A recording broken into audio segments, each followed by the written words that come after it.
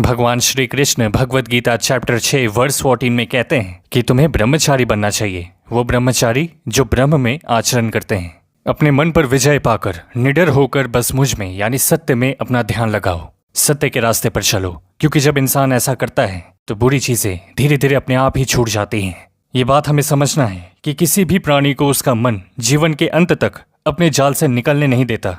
एक तरह से रस्सी में बांधकर उसे तरह तरह के नाच नचवाता रहता है। वो जीव को इतनी भी फुर्सत नहीं देता कि वो अपने अंदर झांककर परमात्मा को पहचाने। मनुष्य बुरा हो जाता है पर उसकी वासना कभी बुरी नहीं होती। एक कामना अनेक कामनाओं को जन्म देती है। हर कामना के साथ इंसान की तृष्णा यानी प्यास भी बढ़ जाती है और इसी तृष्णा के साथ असंतोष भी बढ़ता जाता है। फिर ऐसे असंतुष्ट व्यक्ति को जो कामनाओं में फंसा है उसे उचित अनुचित का विवेक नहीं रहता। इसलिए भगवान श्री कृष्ण कहते हैं कि अपनी कामनाओं का त्याग करके स्थित प्रज्ञ बन जाओ, जो कर्मयोग की चरम अवस्था है। स्थित प्रज्ञ बनने के लिए चाहिए स्थिर बुद्धि, जो आशा और निराशा दोनों से मुक्त होने पर आती है। बुद्धि स्थिर होगी तो इंद्रियों के विषयों का बल टूट जाएगा। यदि कोई किसी इंद्री को ही काट कर फेंक दे तो क्या उसकी इच्छाएं नष्ट हो जाएंगी? नहीं अर्जुन। यदि किसी दुर्घटनावश किसी की आंखें अंधी हो जाएं, तो ये जरूरी नहीं कि उसकी आंखें रूप की कल्पना करना ही छोड़ दे। आंखें न होने पर भी उसका मन ऐसे दृश्यों की कल्पना कर सकता है जो उसे विषयों के मोह में फंसाया चला जाता है। पार्थ, एक अंधा मनुष्य भगवान के स्वरूप की भी कल्पना कर सकता है और एक नारी के शरीर की भी कल्पना कर सकता है, जो किसी इंद्री के होने ना होने से मन की वासना और आसक्ति में अंतर नहीं पड़ता। हे अर्जुन, तुम यूं समझो कि जैसे मनुष्य आंखें बंद करके ये प्रदर्शन कर रहा है कि वह भगवान का ध्यान लगाए बैठा है, परंतु वास्तव में उसके मन की आंखों में भगवान का स्वरूप नहीं, अपने प्रेमिका का शरीर घूम रहा है। इसका अर्थ है कि उसकी आंखें तो बंद हैं, पर आंखों के विषय उसे फिर भी भ्रमित कर रहे हैं। अर्जुन, याद रखो, विषयों से अधिक खतरनाक है विषयों की आसक्ति, और विषयों की आसक्ति का त्याग इंद्रियों से नहीं हो सकता।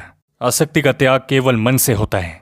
पहले ज्ञान के द्वारा बुद्धि को स्थिर करो, बुद्धि मन को स्थिरता देगी, फिर ये मन इंद्रियों को भोगने की इच्छा से दूर होता जाएगा। पर याद रखना, केवल मन और बुद्धि पर भरोसा करना काफी नहीं, क्योंकि विनाश काल आने पर, काम वासना आने पर मन बुद्धि भी भ्रष्ट हो जाती है। इसलिए अपनी प्रवृत्ति को बदलो। मनुष्य जन्म से ही अपने साथ सत्व, रजस और तमस ये 3 गुणों को लेकर पैदा होता है, परंतु हर प्राणी के अंदर इन तीनों में से कोई ना कोई एक गुण अधिक प्रधान होता है, और जिस गुण की प्रधानता अधिक होती है उस प्राणी का चरित्र वैसा ही बन जाता है। रजोगुण प्रधान पुरुष को ऐश्वर्य, थाट बाट की लालसा होती है। तमोगुण वाला आलसी और काम वासना में लिप्त होता है। ईर्ष्या, द्वेष जैसी नकारात्मक भावनाएं उसमें कूट कूट कर भरी होती हैं।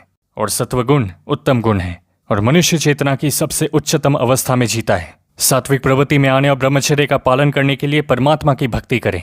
जैसे भगवान हनुमान जी कहते हैं, ना मुझे सोने की माला चाहिए, ना सोने का मुकुट, मुझे बस मेरे श्री राम चाहिए, क्योंकि बस मेरे राम ही हैं जो मेरे सारे दुख, मेरे सारे संकट हट सकते हैं। श्री राम सत्य का प्रतीक है। भगवान हनुमान ब्रह्मचारी हैं, क्योंकि वे ब्रह्म में आचरण करते हैं, वे सत्य के रास्ते पर चलते हैं। इसलिए हनुमान चालीसा में भी लिखा है कि जब हमें विद्या आ जाती है, सही ज्ञान मिल जाता है, तब हम सत्य की सेवा में लग जाते हैं और सही काम करने लग जाते हैं। इसी मानसिकता के साथ ब्रह्मचर्य का पालन करना है हम सबको।